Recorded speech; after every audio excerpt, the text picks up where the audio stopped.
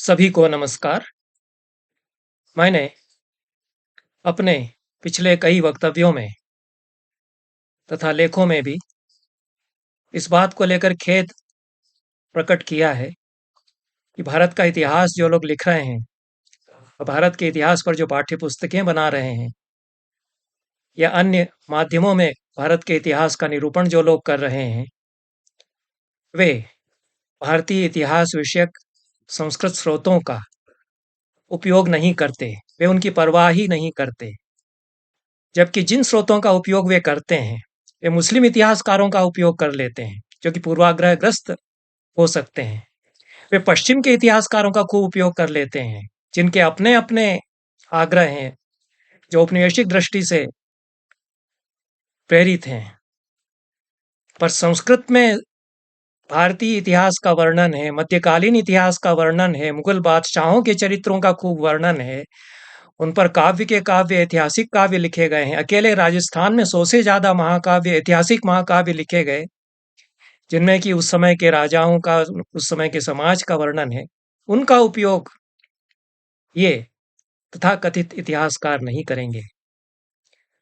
तब होता क्या है कि कई बार मनगढ़ंत जो इतिहास बना दिया गया है, वो बता दिया जाता है, पढ़ा दिया जाता है, वही निरूपित होता है। मुझे कई वर्षों से मुझे इस बात को लेकर के रंज रहा है कि पृथ्वीराज का जो इतिहास बताया जाता है, वो कौन सा इतिहास है। ऐसा लगता है कि चंद बरदाई जो लिख गए, उसी को इतिहास मान लिया गया है। उनका काव्य चल पड़ा। यह नहीं देख रहे हैं कि चंद बरदाई तो एक भाट थे, पृथ्वीराज के एक भाट थे, चारण थे, चारण कुल कमल वो थे, अच्छे कवि भी थे, बड़ा काव्य लिखा उन्होंने, महान काव्य है, लेकिन प्रशस्ति काव्य है। उनको तो पृथ्वीराज को चढ़ाना था खूब, तो वो वास्तविक इतिहास थोड़ा ही बता रहे हैं। जयचंद के बारे में संस्कृत के इतिहासकार क्या कहते हैं, और संस्कृत में जो स्रोत मिलते हैं इतिहास के, वो जयचंद्र के बारे में क्या कहते हैं। थोड़ी सी चर्चा उस पर करेंगे। और पृथ्वीराज क्या थे, उनकी क्या हैसियत थी और औकात थी, उस पर भी बात करेंगे। कन्नौज के राजा थे जयचंद्र, लेकिन वस्तुतः काशी नरेश वो थे, काशी नरेश के पुत्र थे, और काशी ही में ही इनका राज्य था। बाद में कन्नौज में राजधानी इन्होंने अपनी स्थानांतरित की, काशी तो इनका स्थान रहा ही। उनके अनेक दानपत्र प्राप्त होते हैं, जिनसे पता चलता है कि कितने उदार वे थे, और बहुत उत्तम भाषा में अत्यंत उत्तम कवियों ने वो दानपत्र लिखे हैं, जिससे ये लगता है कि कितने कवि जयचंद्र की सराहना करने वाले उस समय थे। 1164 ईस्वी का दानपत्र है, दूसरा 1172 ईस्वी का है, दोनों मिलते हैं। 1172 ईस्वी के दानपत्र में हलिपुत्र महापंडित ऋषिकेश शर्मा को 2 ग्राम दान प्रदान करने की घोषणा है। इसमें 3 पैराग्राफ गद्य में है और 24 पद्य हैं। तो ऐसा नहीं है कि दान का वर्णन किया गया है और जयचंद की तारीफ की गई है। पूरी वंश परंपरा बताई जाती है दान पत्रों में, स्थान बताया जाता है, कहाँ के राजा कहाँ कहाँ राज्य उन्होंने किया। तो यशो विग्रह, उनके पुत्र महीचंद्र, उनके पुत्र चंद्रदेव, उनके पुत्र मदनपाल, उनके पुत्र गोविंद चंद्र, उनके पुत्र विजय चंद्र, फिर उनके पुत्र जयचंद्र हुए। यह इतनी लंबी वंश परंपरा, जिस कवि ने यह दान पत्र बनाया है सुंदर भाषा में, सुंदर पद्यों में, उसको विदित है। और काशी नरेशों की यह परंपरा है, और बहुत सुंदर पद्य, ललित पद्य उन्होंने लिखे हैं। इन सारे राजाओं के बारे में बहुत अच्छा वर्णन इनका किया है, इनके शौर्य का, प्रताप का और इनकी गुणग्राहिता का। जयचंद्र का भी अंत में वर्णन किया है। वो विजय चंद्र के पुत्र थे, वो गोविंद चंद्र उनके पितामह थे। गोविंद चंद्र के बारे में, विजय चंद्र के बारे में मैं फिर कहूंगा, आऊंगा उन पर भी संस्कृत के अन्य महान कवियों ने उन पर लिखा है। लेकिन जयचंद के बारे में ये जो दानपत्र का कवि है, ये कहता है, तस्मादद्भुत विक्रमादथ जय चंद्राविधान पतिर्भूपानाम अवतीर्ण एष भुवनोद्धाराय नारायण। अद्भुत पराक्रम वाले विजय चंद्र से जयचंद्र नामक राजाओं के स्वामी उत्पन्न हुए, भुवन के उद्धार के लिए नारायण के अवतार की तरह वो थे। वेदी भावमपास्य विग्रह रुचिम धिकृत्य शांताशया सेवन्ते यमुदग्र बंधन भयध्वंसार्थिनः पार्थिवा। वेदी भाव को दूर करके, विग्रह रुचि को धिकृत करके, परस्पर जो लड़ाई है और जो आपस में द्वंद्व कलह है उसको छोड़कर शांत आशय वाले होकर के, सिर झुका करके, उदग्र बंधन भयध्वंसार्थी न, यह जो बंधन के भय से ध्वंस, बंधन भय के ध्वंस को चाहने वाले, कि हमको कोई दूसरा न कहीं निग्रहित कर ले, पकड़ ले, ऐसे राजा लोग उनका आश्रय लेते रहे। ये काफी हद तक सही है, क्योंकि जयचंद ने आसपास के कई राजाओं को उनसे मेलजोल रखा और वो उनके अनुगत बने रहे। ये अन्य प्रमाणों से भी विदित होता है। जबकि पृथ्वीराज के बारे में अन्यथा प्रमाण मिलते हैं। दूसरा जो महत्वपूर्ण उल्लेख जयचंद्र के संबंध में है कि संस्कृत के शीर्षस्थ महान कवि, जिनको कि कालिदास, भवभूति, माघ भारवी के बाद सबसे बड़ा संस्कृत का कवि परंपरा में स्वीकार किया जाता रहा, और उस युग के सबसे बड़े दार्शनिक, दार्शनिक भी और कवि भी, श्री हर्ष, जिन्होंने नैषधीय चरित लिखा, वो जयचंद्र की राजसभा में सम्मानित थे। और बहुत गर्व से वो बताते हैं, कितने आनंद के साथ में लिखते हैं नैषध चरित में ही, श्रीहर्ष, तांबूलद्वयमासनं च लभते यह कान्यकुब्जेश्वरात् यह साक्षात कुरुते समाधिषु पर ब्रह्म प्रमोदार्णवम। वह हर्ष में हूं, वह श्रीहर्ष में हूं, जिसको कि राजा जयचंद्र पान के दो बीड़े अपने हाथ से देकर के और सम्मानित करते हैं। ये राजा स्वयं पान के बीड़े किसी को अर्पित करे, यह दुर्लभ सम्मान माना जाता था, और एक बीड़ा न देकर के दो बीड़े दिए जाएं, ये बड़े पूज्य आदरणीय व्यक्ति के लिए आदर का सूचक हुआ करता था। तो बड़े गर्व से हर्ष बताते हैं कि कान्यकुब्जेश्वर जयचंद्र पान के दो बीड़े अपने हाथ से देकर के मेरा सत्कार करते हैं, और वह मैं जो कि परम समाधि में, यह साक्षात कुरुते पर ब्रह्म प्रमोदार्णव, प्रमोदार्णवम, पर ब्रह्म के प्रमोद के अर्णव में जो निमज्जित होता है समाधि में, वह मैं। बड़े वेदांती थे, वेदांत का प्रतिपादन उन्होंने किया है, और बड़ा ग्रंथ, और कदाचित विश्व साहित्य का अनुपम ग्रंथ डिकंस्ट्रक्शन का फिलॉसफी में। भारतीय साहित्य में तो ऐसा डिकंस्ट्रक्शन का और कोई ग्रंथ है ही नहीं।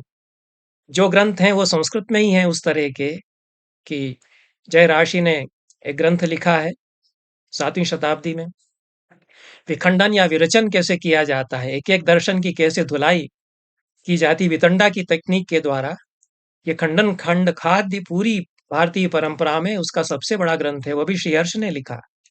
बड़े दार्शनिक हैं, उनकी उनकी दर्शन का, उनकी मेधा का, दर्शन में उनके चिंतन का अभी भी लोहा माना जाता है। जो भारतीय दर्शन पढ़ते पढ़ाते हैं वो भी उनका लोहा मानते ही हैं।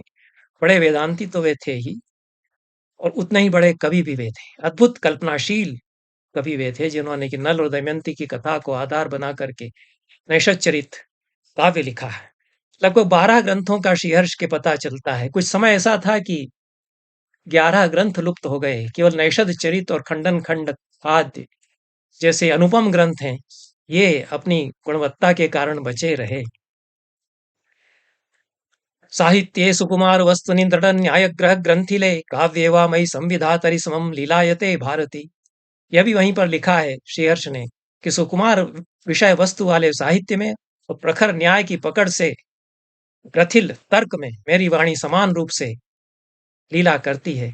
स्थैर्य विचार प्रकरण लिखा था श्रीहर्ष ने। विजय प्रशस्ति उन्होंने लिखी, जो जयचंद के पिता विजयचंद के प्रशस्ति में लिखा हुआ काव्य हो सकता है, ऐसा मेरा अनुमान है, ये मिलता नहीं है। और गौड़ोर्विश कुल प्रशस्ति, किसी गौड़ राजा की प्रशस्ति में रचित काव्य हो सकता है, यह भी नहीं मिलता है। अर्णव वर्णन उन्होंने काव्य लिखा था, सागर का वर्णन इसमें रहा होगा। छिंद प्रशस्ति उन्होंने लिखी थी। शिव शक्ति सिद्धि नाम से शैवशाक्त परंपरा का कोई ग्रंथ उन्होंने लिखा था, यह भी नहीं मिलता है। नवसासांक चरित चंपू उन्होंने लिखा था, जो राजा सिंधुराज के चरित पर आधारित चंपू काव्य रहा होगा, ऐसा अनुमान होता है। तो ये काव्य उन्होंने लिखे थे। और इस प्रकार के विद्वान और महान कवि जयचंद के द्वारा सम्मानित हुए, पृथ्वीराज के द्वारा इस स्तर के कोई बड़े विद्वान, महापंडित, महाज्ञानी सम्मानित हुए हों, ऐसी मुझे जानकारी नहीं है। चंद बरदाई जो कि भाट थे, वो उनके साथ रहे और परम मित्र भी थे।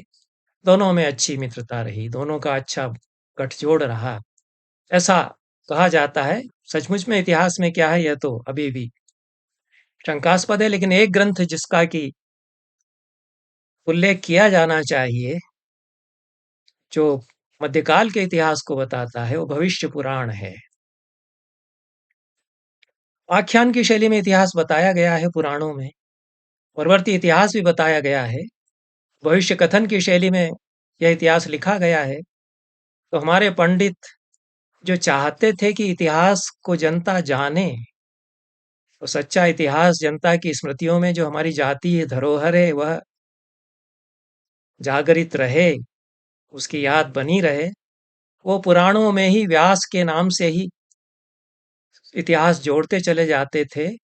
और वो सब व्यास ही थे जिन्होंने ये जोड़ा है, क्योंकि हर युग में व्यास होता है। इस पर भी मैंने एक व्याख्यान दिया ही है, और मैंने उसमें कई नाम दिए हैं जो वैदिक ग्रंथों में और प्राचीन पौराणिक वाङ्मय में किस युग में कौन कौन से व्यास हुए।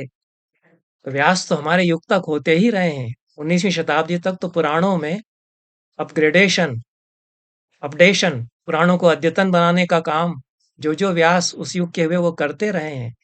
तो भविष्य पुराण तो इसलिए लिखा ही इसलिए गया था, प्राचीन पुराण है। 18 महापुराणों में एक पुराण निश्चित रूप से माना जाता है, उसके बारे में कभी कोई विवाद नहीं हुआ। देवी भागवत और भागवत को लेकर के विवाद हो गया कि इनको महापुराण माना जाएगा या नहीं माना जाएगा। शिव पुराण को लेकर के परंपरा में विवाद है कि उसको महापुराण माना जाएगा या नहीं माना जाएगा। और भविष्य पुराण के संबंध में विवाद नहीं हुआ कि वो 18 महापुराणों में उसको स्थान न दिया जाए, क्योंकि उसमें तो रानी विक्टोरिया तक का इतिहास का वर्णन आ गया है विक्टावती के नाम से। उसमें अंग्रेज आएंगे, अंग्रेज राज्य करेंगे, यह भी वर्णन आ गया है। अकबर का, मुगल बादशाहों का, इन सब का तो वर्णन उसमें आ ही गया है। और बहुत यथार्थ के निकट वर्णन है। जो इतिहास गढ़ा जा रहा है, बताया जा रहा है, उसकी बजाय इसको देखिए, ये व्यास का इतिहास है, ये महर्षि व्यास बता गए हैं। आपको पुराणों में यदि श्रद्धा है, जो कि होनी चाहिए, 18 महापुराणों में भी यदि श्रद्धा नहीं है, इतने इतने ज्ञानी महात्मा लोग प्रवचन कर रहे हैं, कोई शिव पुराण पे प्रवचन कर रहा है, कोई भागवत पे प्रवचन कर रहा है, ये भी तो एक महापुराण है। हम इस पे प्रवचन करना चाहते हैं, हमारी भी सुन लो थोड़ी। ये भी इतिहास बता रहा है, वो पुराण भी इतिहास बताते हैं। भागवत भी तो मौर्य काल का इतिहास बताता, वो क्यों नहीं बताते हो? भागवत में जम्बू द्वीप का, सारे सप्त द्वीपों का वर्णन है, सारा इतिहास भी उसमें बताया गया है। वो मौर्य काल तक खत्म हो गया, चौथी शताब्दी तक का इतिहास उसमें आ पाया, उसके बाद का इतिहास उसमें नहीं है, दूसरे पुराणों में है। तो उस इतिहास को भी तो देखा जाना चाहिए। और वो जो इतिहास बता रहे हैं वो महत्वपूर्ण इसलिए है कि हमारी परंपरा जिसको इतिहास कहती है, वह इतिहास वह है, वह सच्चा इतिहास है। मॉडर्न हिस्ट्री के मानकों से वह इतिहास नहीं हो सकता है, यह संभव है। पूरी तरह से वो मॉडर्न हिस्ट्री के मानक से इतिहास न भी हो, लेकिन जनता जिसको अपनी जाति स्मृतियों में सुरक्षित रखती है, जनता अपने विश्वासों में जिसको पोषित करती है, जिसको मानना चाहती है, वह इतिहास भविष्य पुराण बताता है। जो चंद बरदाई पृथ्वीराज रासों में बताते हैं, वो जबरदस्ती थोपा हुआ इतिहास है। जनता उनकी पूजा नहीं करती, जनता आला उदल की पूजा करती है। वो भी तो पृथ्वीराज के समकालीन थे, उनके तो मंदिर हैं, उनकी तो पूजा होती है। हरदोल की पूजा होती है गाँव में, मन्नतें मांगी जाती हैं हरदोल की मूर्ति के आगे। अलाउदल की पूजा होती है, क्योंकि ये पूज्य थे। इनका इतिहास भविष्य पुराण बताता है, जो रोमिला थापर नहीं बताएंगे, जो आर एस शर्मा नहीं बताएंगे, जो तथाकथित इतिहास नई शिक्षा नीति में गढ़ रहे हैं वो नहीं बताएंगे। लेकिन वो तो हुए थे, अद्भुत वीर थे, जननायक थे। जनता अपनी स्मृतियों में उनकी याद, अपनी स्मृतियों में उनको हृदय में संजोए हुए है। तो ये भविष्य पुराण बताता है कि जयचंद्र नाम के महावीर का जन्म हुआ। वो जय शर्मा नाम के एक अत्यंत तपस्वी ब्राह्मण के अवतार थे, जिन्होंने की घोर तपस्या की और अपनी तपस्या के बल पर एक प्रतापी नरेश के रूप में, कान्यकुब्ज नरेश के रूप में अवतार लिया, राजा देवपाल। और उनकी रानी चंद्रकांति के पुत्र के रूप में। इन्हीं चंद्रकांति की बहन कीर्ति मालिनी थी, भविष्य पुराण बताता है। और उसके बेटे उसकी बेटी संयोगिता थी, जो कि पृथ्वीराज के मौसेरे भाई की लड़की हुई।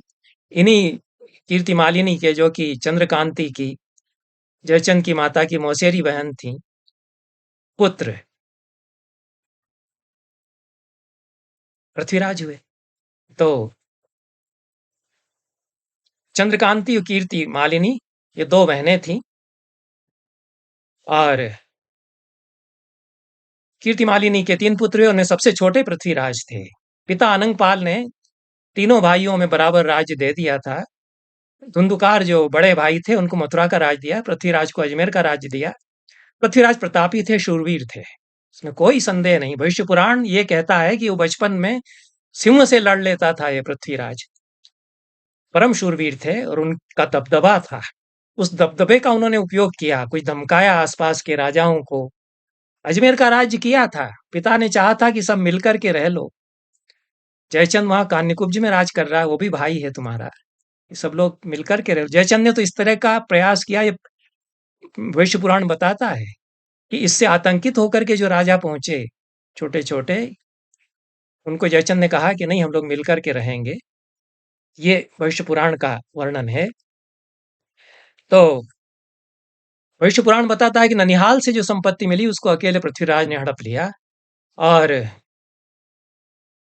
चूंकि ननिहाल से मिली थी, तो जयचंद का क्लेम था, जयचंद ने कहा कि इसमें मेरा भी हक है। इस पर दोनों में विवाद हुआ था और पृथ्वीराज इस पर खार खा गए। और उन्होंने जाकर के जयचंद से कहा कि तुम्हारे पास 16 लाख की सेना है, मेरे पास 20 लाख की है, तो तुम झुक जाओ, यही उचित होगा। ये भविष्य पुराण बताता है, क्योंकि अजमेर दे करके गए थे पिता उनके, तो दिल्ली पर उन्होंने कब्जा कर लिया। दिल्ली उस समय एक गांव था, 12वीं शताब्दी का इतिहास है।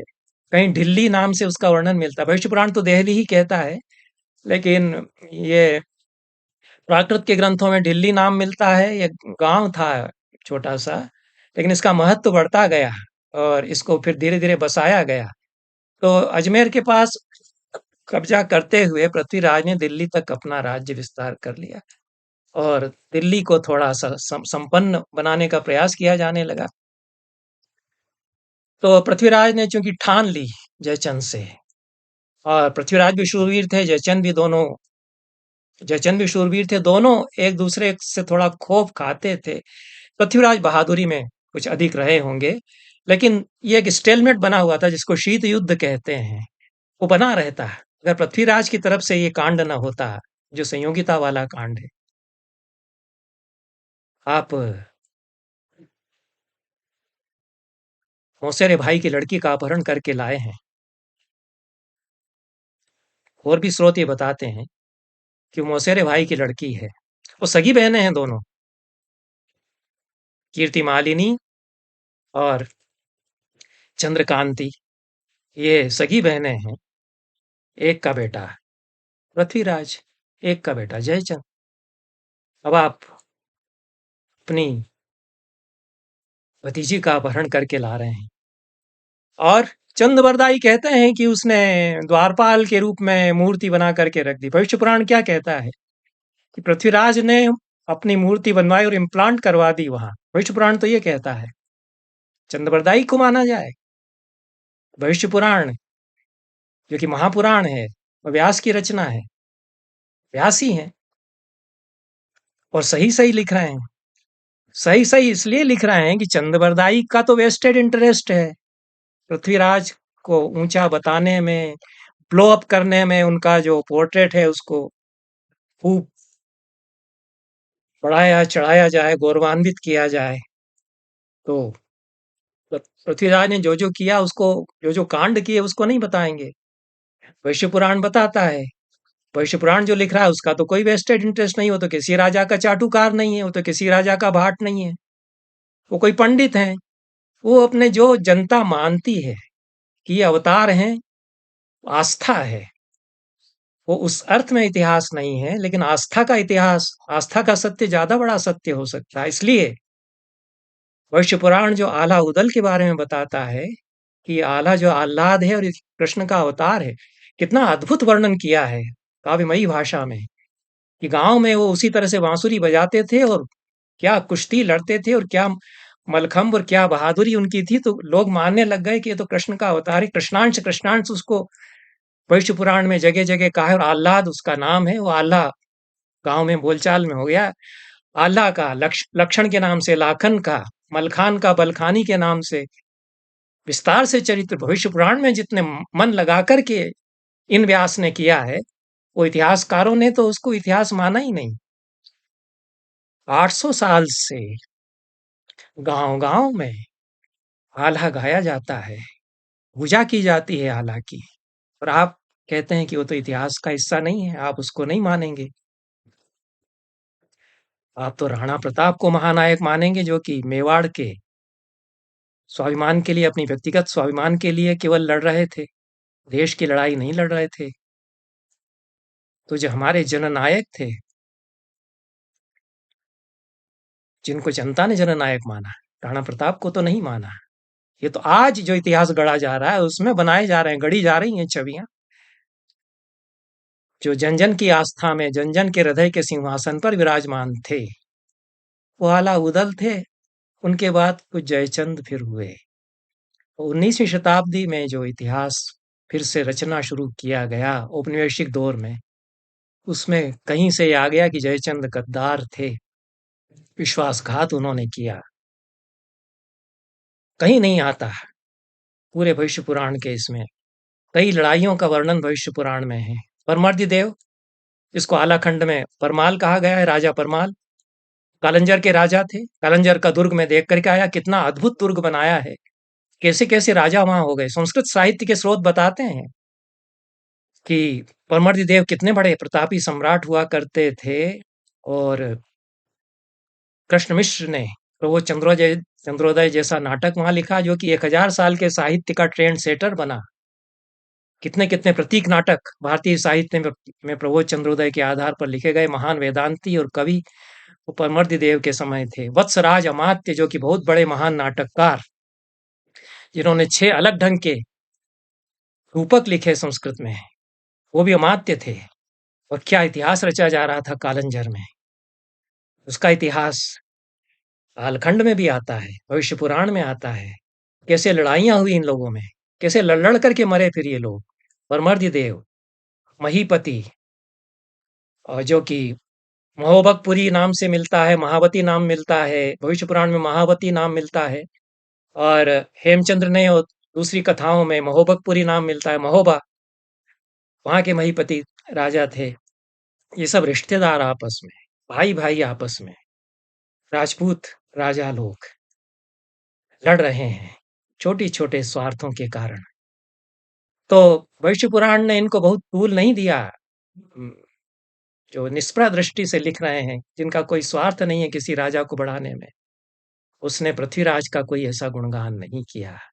पर उसने कहीं ये भी नहीं कहा कि जयचंद ने मोहम्मद गोरी को आमंत्रित किया था। यह तो विदित होता है कि जयचंद ने भयंकर युद्ध किया था मोहम्मद गोरी से। और ये बताते हैं विद्यापति। विद्यापति ने, जो कि 15वीं शताब्दी 14वीं शताब्दी के महान कवि हैं, यदि भारतीय साहित्य के इने गिने महान कवियों के नाम गिनाए जाएं, कालिदास, तुलसीदास, रविन्द्रनाथ टैगोर, इसके बाद 2-4 नाम और गिनाए जाएं तो विद्यापति उनमें आएंगे। वो संस्कृत के बड़े पंडित, संस्कृत के अच्छे लेखक, साहित्यकार। उन्होंने पुरुष परीक्षा लिखी, कहानियों का संग्रह जिसमें कुछ ऐतिहासिक कहानियां भी हैं। ऐसी कहानियां जो कि लगता है जैसे मॉडर्न शॉर्ट स्टोरी लिख रहे हो। 14वीं शताब्दी में गद्य में विद्यापति ने संस्कृत में ऐसी किताब लिखी, उसमें 2-3 कहानियां इतिहास से जुड़ी हुई हैं। और जो इतिहास की परंपरा विद्यापति को थी प्राप्त, उसके आधार पर उन्होंने लिखा है। उसकी एक कहानी में मोहम्मद गोरी की सेना में चाचिक देव और नरसिंह देव, ये 2 राजपूत वीर युद्ध करते हैं। क्यों चले गए मोहम्मद गोरी की सेना में? वो महान वीर हैं, ये विद्यापति बताते हैं। प्राण उत्सर्ग कर देते हैं, छलनी हो गई है काया। और वो गौरी आता है, पूछता है कि क्या हुआ तुम्हारे साथ? तो वो कहते हैं कि हम संतुष्ट हैं कि हम मृत्यु को प्राप्त होने, वीर गति को प्राप्त हुए। एक कथा यह है। दूसरी कथा जयचंद के बारे में है, विद्यापति की पुरुष परीक्षा में, जिसमें कहा गया कि मोहम्मद गौरी से उसने युद्ध किया, उसकी रानी ने और उसके मंत्री ने उसको धोखा दिया, विश्वासघात उसके साथ हुआ। ये मिल जाते हैं परमर्दी देव, महीपति, परमर्दी देव कालंजर के राजा, महीपति महोबकपुरी महोबा के राजा, अजमेर और दिल्ली के राजा पृथ्वीराज, और भी आसपास के राजा। तो क्या हिम्मत होती गौरी की कि वो बढ़ता चला आता। लेकिन आपस में लड़ लड़ करके मरते रहे ये लोग, फिर गोली गौरी से अलग अलग भी लड़ते रहे ये लोग। इतिहास की विडंबना है।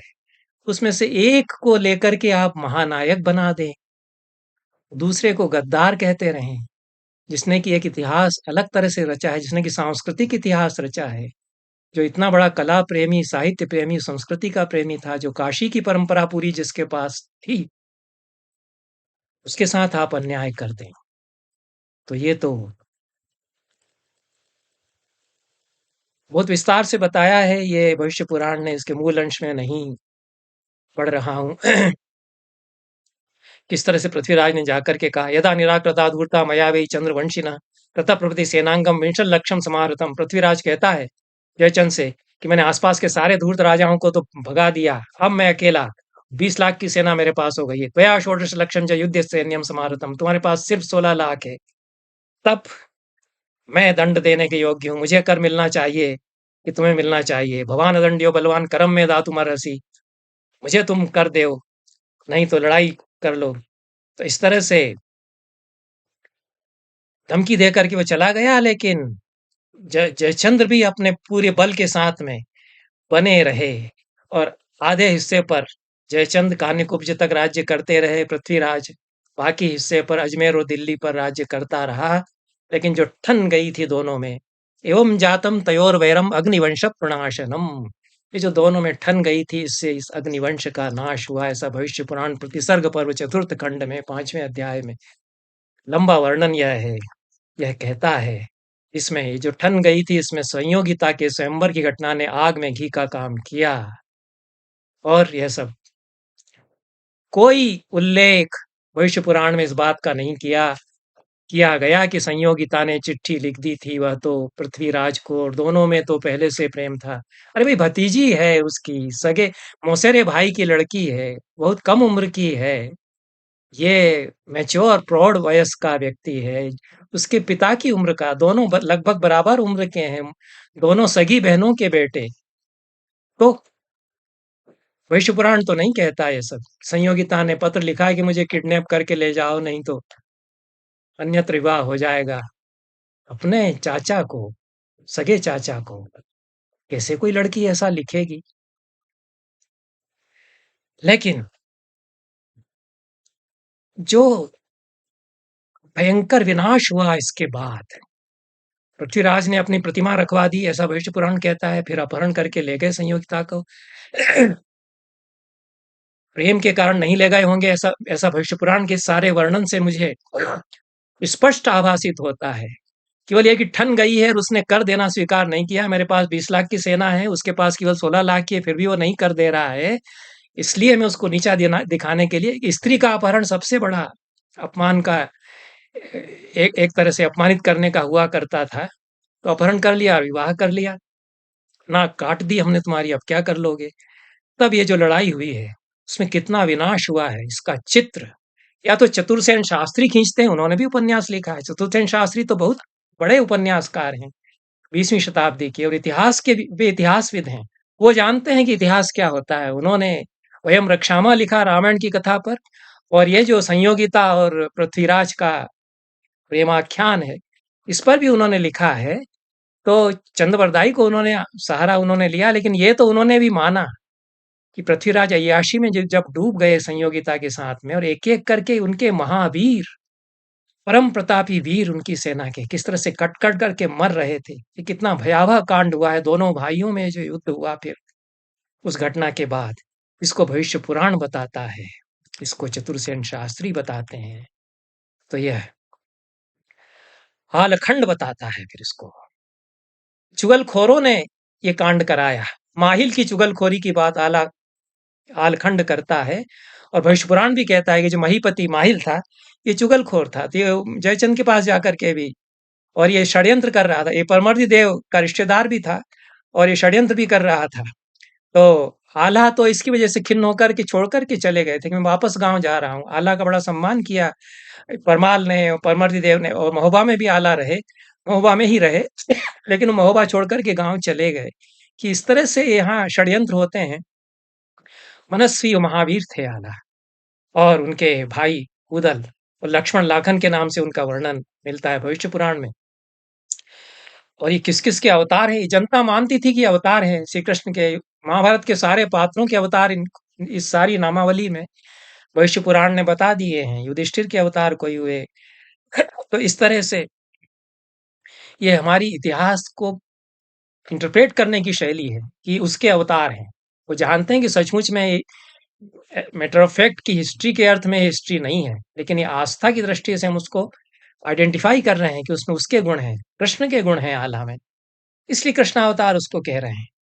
तो ये जो कीरत सागर की लड़ाई हुई, कीर्ति सागर की लड़ाई हुई और जो जो सिरसा, शिरीषपुर उसमें जो पड़ाव डाला गया, इसका वर्णन दोनों करते हैं। भविष्य पुराण भी करता है, आलखंड भी करता है और ये जटिल इतिहास है।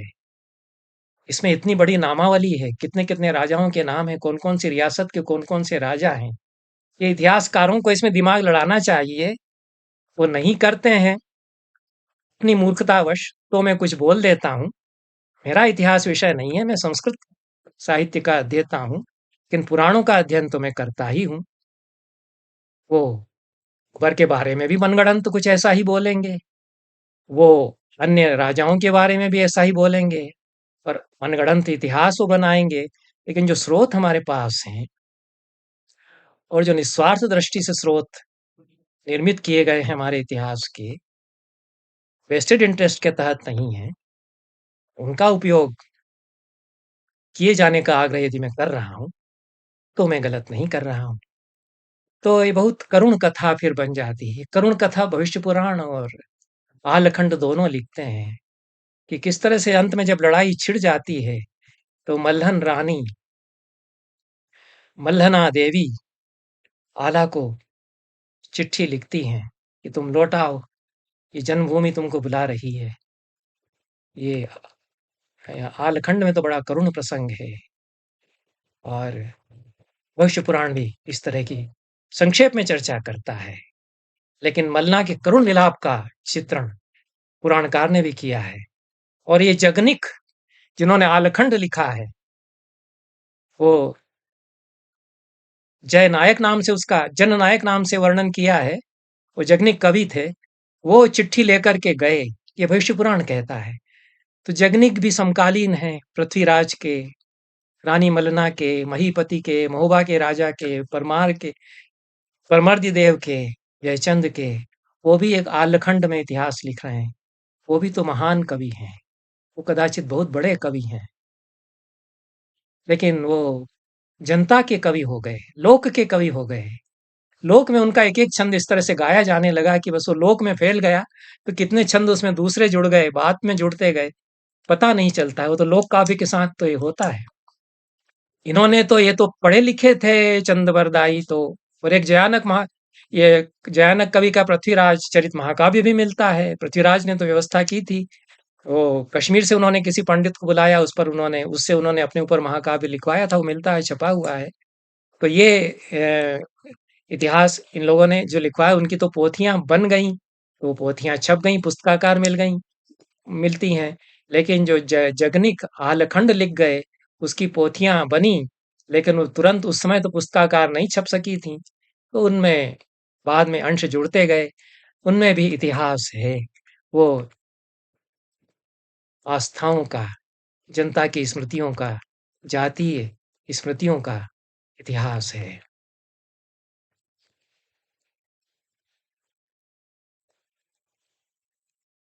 और आला और उदल की शूरवीरता का वर्णन जो आला गायक करते आ रहे हैं, वह कुछ भविष्य पुराण बताता है। परमर्द देव के सैनिकों की ओर से पृथ्वीराज के शिविर पर हमला किया गया था, उसकी कीरत सागर की लड़ाई में भयंकर परिणति हुई, इसका वर्णन पृथ्वीराज रासो भी करता है, आलखंड भी करता है। लेकिन पृथ्वीराज रासो में अधिक तटस्थ दृष्टि से कुछ ऑब्जेक्टिवली वर्णन पूरी इस लड़ाई का किया गया है। ये चर्चा आगे प्रयास करूंगा कि होती रहे। अभी तो यहीं इसको मैं समाप्त करता हूँ। बहुत बहुत धन्यवाद। नमस्कार।